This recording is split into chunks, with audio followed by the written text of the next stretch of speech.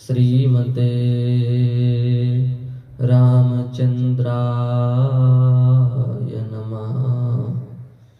ओम नमः परमहंसास्वादित चरण कमल चिन्मकरंदाय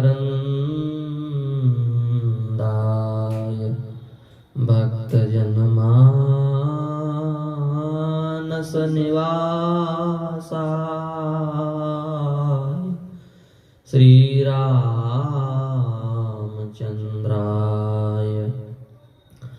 वागीशायस्य वदने श्रीलक्ष्मीर्यस्य च वक्षसि यस्यास्ते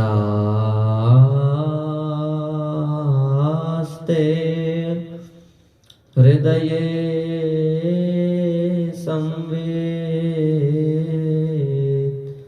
तं नृसिंहमहं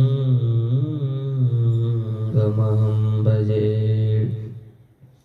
विश्वसर्ग विसर्गादि नवलक्षणलक्षितं श्रीकृष्णाख्यं परं धाम जगद्धाम नमामि तत्। वाञ्छाकल्पतरुभ्यश्च कृपा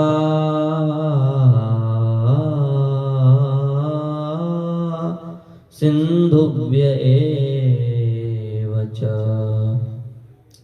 पतितानां पावनेभ्यो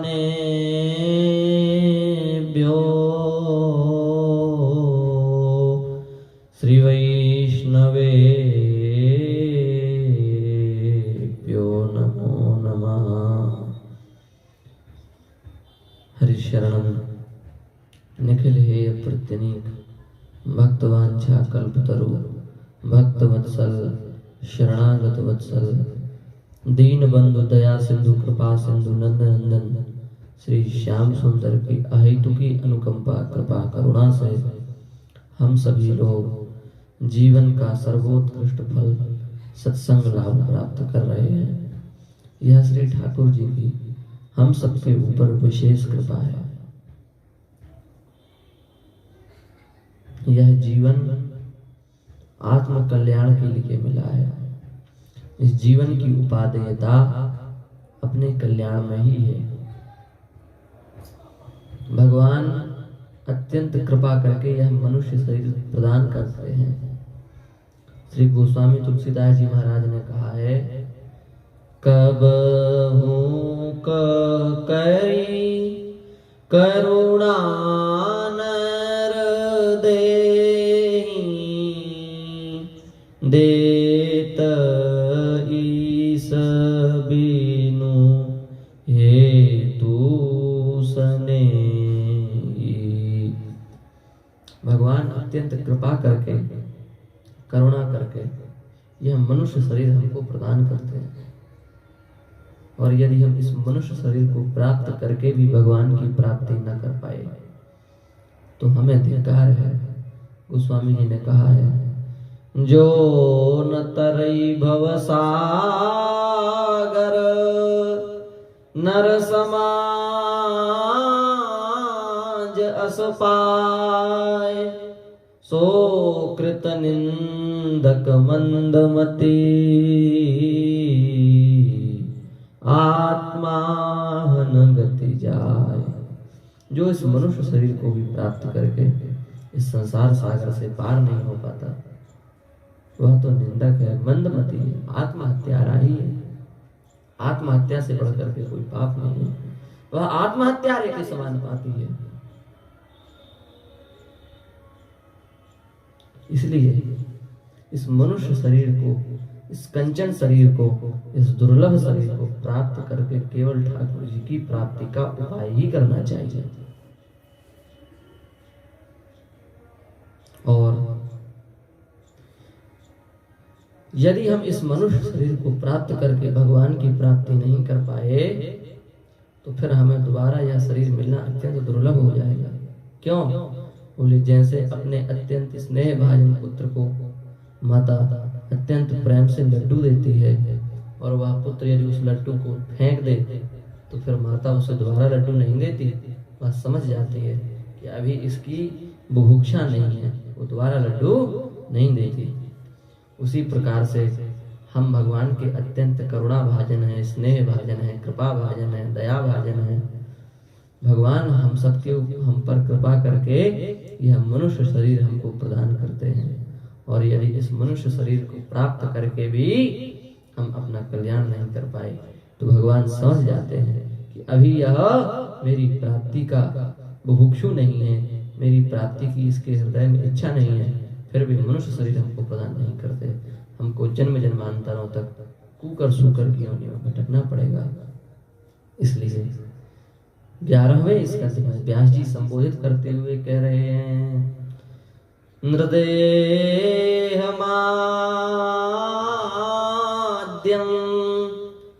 सुलभं सुदुर्लभं प्लवं सुकल्पं गुरुकर्णधारं मयानुकूलेन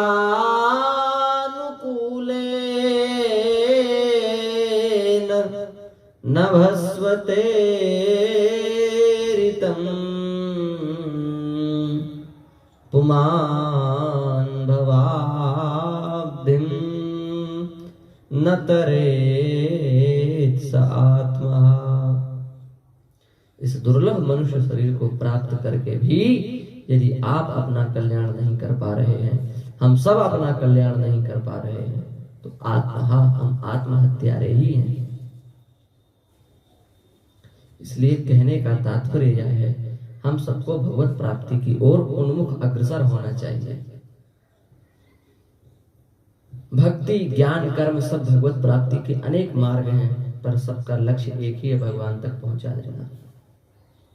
पर भैया भक्ति मार्ग हो अथवा ज्ञान मार्ग हो अथवा कर्म मार्ग हो, सभी प्रकार के मार्गों में सदाचार की परम आवश्यकता है।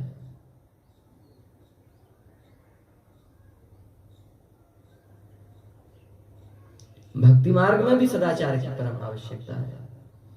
हमारे भक्ति मार्ग के जो आचार्य हुए हैं, चाहे वे श्री रामानंदाचार्य जी हो, चाहे श्री रामानुजाचार्य जी हो, माधवाचार्य जी हो, वल्लभाचार्य जी हो, विष्णु स्वामी इत्यादि आदि प्रवृत्ति जितने भी हमारे पूर्वाचार्य हुए हैं, उन सभी ने सदाचार का परम ध्यान दिया है, अत्यंत ध्यान दिया है।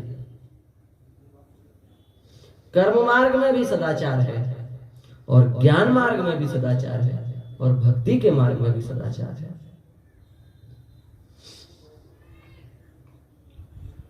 कई लोग कहते हैं कि भक्ति के मार्ग में सदाचार की आवश्यकता नहीं है, भजन ही सर्वोपरि है। हम इस बात का खंडन नहीं करते कि भजन सर्वोपरि नहीं है, भजन सर्वोपरि है, हरिनाम सर्वोपरि है। पर भैया जिनके देह गेह की क्रियाएं छूट चुकी हैं, जिनकी देह गेह से आसक्ति सर्वथा समाप्त हो चुकी है, जो भगवान के नाम को लिए बिना एक क्षण भी जिनका नहीं बीतता है, भगवान के चिंतन में जो निरंतर उन्मुख हैं, सदा सर्वदा भाव दशा में डूबे रहते हैं, ऐसे जो भगवान के परम भक्त हैं, वे यदि कदाचित सदाचार का ध्यान नहीं दे पा रहे हैं अपनी भाव समाधि के कारण, अपनी प्रेम समाधि के कारण, तो उन्हें दोष नहीं लगता। पर उन्हीं का अनुकरण करके हम देह गेह में फंसे हुए संसारी जीव यदि केवल सदाचार का परित्याग करके, और भजन तो ऐसा होगा नहीं क्योंकि वो स्थिति ही नहीं है, केवल भजन का नाटक करें तो हमें अवश्य उसका दोष लगेगा।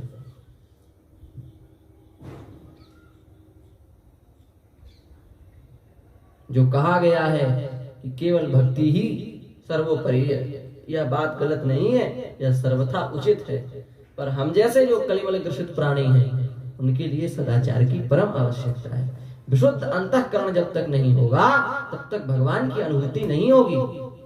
पवित्र जीवन यदि नहीं होगा, विशुद्ध अंतःकरण नहीं होगा, हमारे शुद्धि नहीं होगी, भगवान के दर्शन कैसे हो सकते हैं।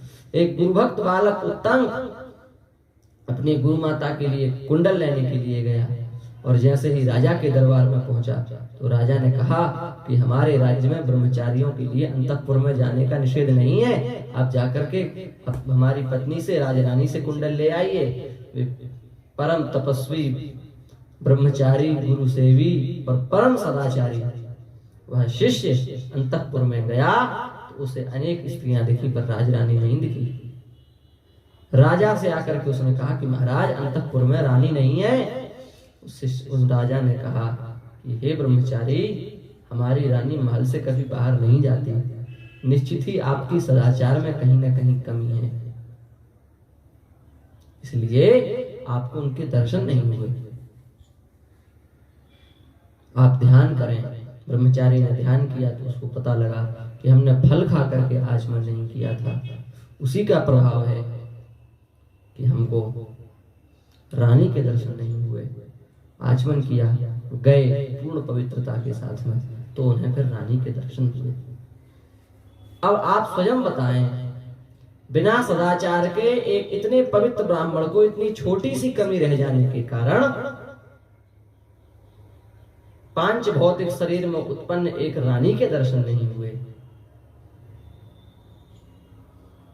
फिर असंख्य कल्याण गुण गण निलय, पांच भौतिक शरीर से परे शुद्ध चिदानंद सच्चिदानंद जो रूप भगवान है, उन भगवान के दर्शन बिना सदाचार के कैसे होंगे, बिना शुद्धि के कैसे होंगे? नहीं हो सकते। इसलिए सदाचार का पालन अवश्य करना चाहिए। इसलिए महाभारत में बहुत प्यारा श्लोक आया है, आचारहीनम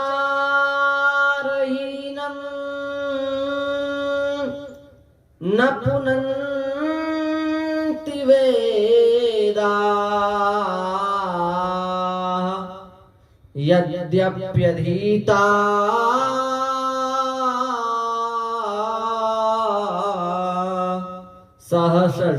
सहस्रभिरंगैः छन्दांस्येनं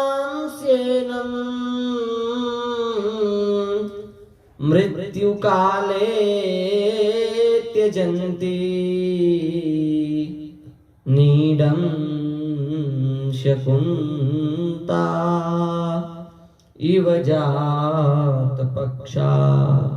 आचारहीनम न पुनन्ति वेदा, वेदा आचारहीनम न पुनन्ति।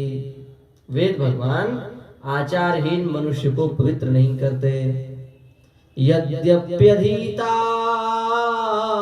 सा षड्भिरंगैः, भले ही उसने 6 अंगों सहित वेद का सांगोपांग विधिवत स्वाध्याय क्यों न किया हो, पर यदि वह आचरण से शून्य है, सदाचार से शून्य है, तो वेद भगवान उसको पवित्र नहीं कर पाते। आप विचार करें, षडंग वेद के विद्वान भी यदि सदाचार से शून्य हो, उसको वेद पवित्र नहीं कर सकते, वेद कल्याण कर नहीं कर सकते। बोले कैसे?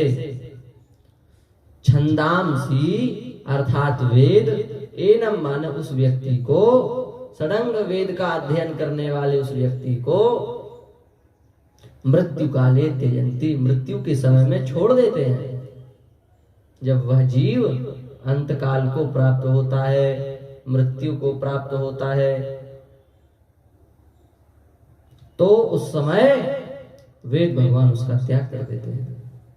वेद भगवान कहते हैं आपने अपने जीवन में सदाचार का पालन नहीं किया, आपने अपने जीवन में शुद्धि का, आचरण का ध्यान नहीं किया, आचरण का पालन भी नहीं किया, इसलिए हम आपका साथ नहीं दे सकते। छंदांस्येनम, एनम छंदांसी मृत्यु काले त्यजन्ति, मृत्यु काल में उसको छोड़ देते हैं। कैसे? पुलिनीडं शकुन्ता इव जात पक्षा। जात पक्षा, जिन पक्षियों के, जिन छोटे छोटे शिशुओं के पक्ष आ जाते हैं, वे शिशु अपने घोंसले का त्याग कर देते हैं। जब तक उनके पंख नहीं आते तब तक तो वे घोंसले में रहते हैं, उसकी सुरक्षा भी करते हैं, उसका आदर भी करते हैं। पर जैसे ही उनके पंख आते हैं, वे उस घोंसले का त्याग करके कहीं दूसरी जगह चले जाते हैं। उसी प्रकार से जो व्यक्ति सदाचार शून्य है, उस व्यक्ति रूपी घोंसले को वेद रूपी पक्षी छोड़ करके सदा सर्वदा के लिए चले जाते हैं। इस बात से, यह बात साधारण बात नहीं है, इस बात से यह सिद्ध होता है कि सदाचार की कितनी महिमा है। षडंग वेद भी सदाचार से जो शून्य है उसको पवित्र नहीं कर सकता। इसलिए सदाचारी होना चाहिए। और भी श्लोक आए हैं। आचारा लभते यायु राचारा दीप्सिता प्रजा आचारा धनमक्षय्य माचारो हन्त्यलक्षणम्। आचारा लभते आयु, आचार से आयु की प्राप्ति होती है।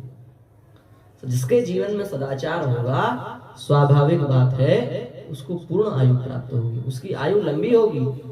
आचार से शून्य प्रमादग्रस्त जिन कलिमल ग्रसित प्राणियों का जीवन होता है, वे शीघ्र मृत्यु को प्राप्त होते हैं। पर जिन्होंने अपने अंतःकरण को सदाचार से शुद्ध कर लिया है, जिनकी एक एक क्रिया सदाचार से युक्त है, जिनका जीवन सदाचार संपन्न है, ऐसे जो व्यक्ति होते हैं, ऐसे जो जीव होते हैं, वो आचारात आयु लभते, उनको सदाचार से आयु की प्राप्ति होती है। उन्हें सदाचार से अच्छी संतानों की प्राप्ति होती है। और आचारात धनमक्षय्य, उन सदाचार से ही उन्हें धन की प्राप्ति होती है। और आचारो हन्त्यलक्षणम्, आचार सदाचार ही उनके अलक्षणों का, पाप का नाश कर देता है।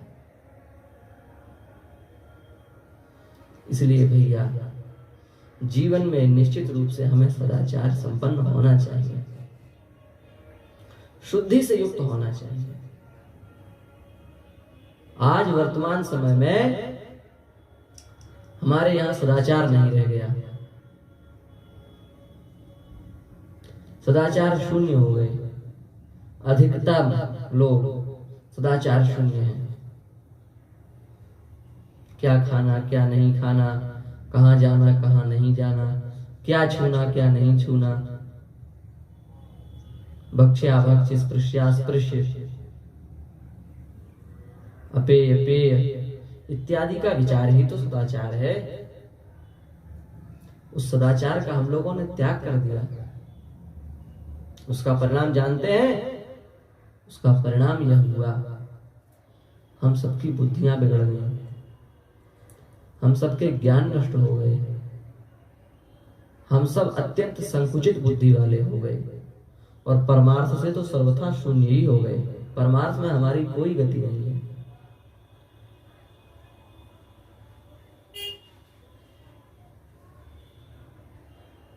लोग कहते हैं कि शास्त्र ऐसे हैं, शास्त्र ऐसे हैं। हमारे शास्त्रों में लिखा है, अथ मूत्रे चत्वारो गंडूषाः पुरीसे द्वादशाष्टौवा और भोजनान्ते षोडश कार्याः। अब बताओ आप, क्या यह जो विधान है इसमें शुद्धि का विचार नहीं किया गया? हमारे शास्त्रों में कितनी पवित्रता है, कितनी शुद्धि है। आजकल लोग बड़े शुद्ध बने रहते हैं, पर उनकी शुद्धि तो ना के बराबर है। कितनी शुद्धि का विचार हमारे यहाँ किया गया है। इस शुद्धि का जो पालन करेगा उसके भीतर क्या अमल बचेगा? एक एक क्रिया में अत्यंत पवित्रता है। और भैया जब बाह्य में पवित्रता आएगी, जीवन में पवित्रता आएगी, तो उस पवित्रता का असर अंतःकरण पर भी जाएगा। और जब अंतःकरण पवित्र हो जाएगा तो अंतःकरण ही वसुदेव है। वह अंतःकरण ही भगवान को रखने का उत्तम स्थान है। भगवान को विराजमान करने का उत्तम स्थान शुद्ध अंतःकरण ही है। और उस शुद्ध अंतःकरण में ही वासुदेव भगवान का प्रागट्य हो जाता है। और जब तक अंतःकरण हमारा अशुद्ध है तब तक किसी का प्रादुर्भाव नहीं हो सकता।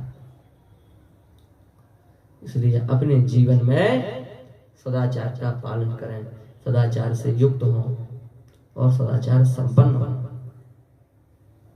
उसी में लाभ है, उसी में हम सबका कल्याण है।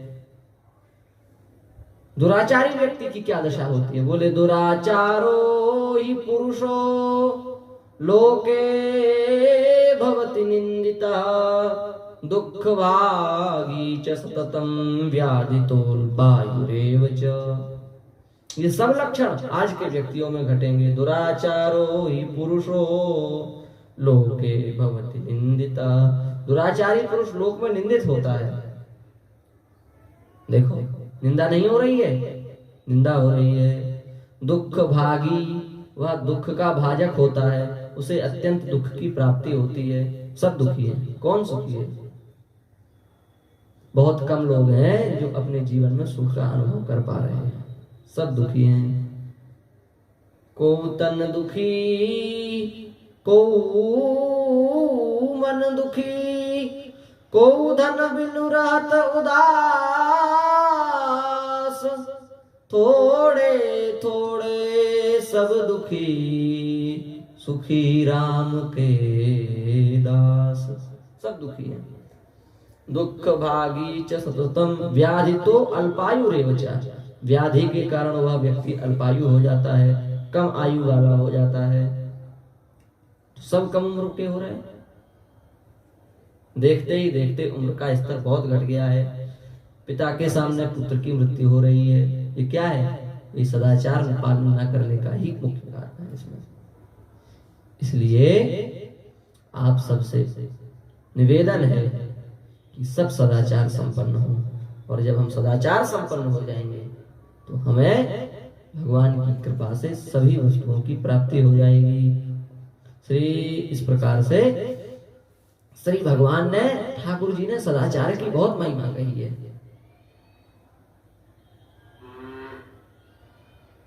श्रीमद् देवी भागवत महापुराण में भगवान कह रहे हैं, आचारवान सदा पूता। आचारवान सदा पवित्र है। सदैव आचारवान सुखी। आचारवान सदैव सुखी रहता है। और आचारवान सदा धन्य। आचारवान व्यक्ति सदैव धन्य है। सत्यम सत्यम च नारद। हे नारद जी, यहाँ सत्य सत्य कहते हैं। सत्य स्वरूप भगवान भी सत्य शब्द को 2 बार प्रतिज्ञा करके इस बात को कह रहे हैं कि आचारवान व्यक्ति सदा धन्य, सुखी और पवित्र रहता है। अब भगवान की पक्की मोहर लग गई। अब तो सदाचार का पालन हमें करना ही चाहिए, अन्यथा महान दुर्गति की प्राप्ति होगी। हम आचारवान बने और आचारवान बन करके अंतःकरण को शुद्ध करें और भगवत प्राप्ति की ओर अग्रसर हों। इसी प्रार्थना के साथ हम श्री ठाकुर जी के चरणों में प्रणति पुरस्सर पूर्वक अपनी वाणी को विराम देते हैं। श्री वृंदावन बिहारी लाल की जय, राधा रानी की जय, श्री यमुना रस रानी की जय, सब संतन की जय, सब भक्तन की जय। जय जय श्री सीताराम, जय जय श्री राधे श्याम। ओम नमः पार्वती पतये, हर हर हर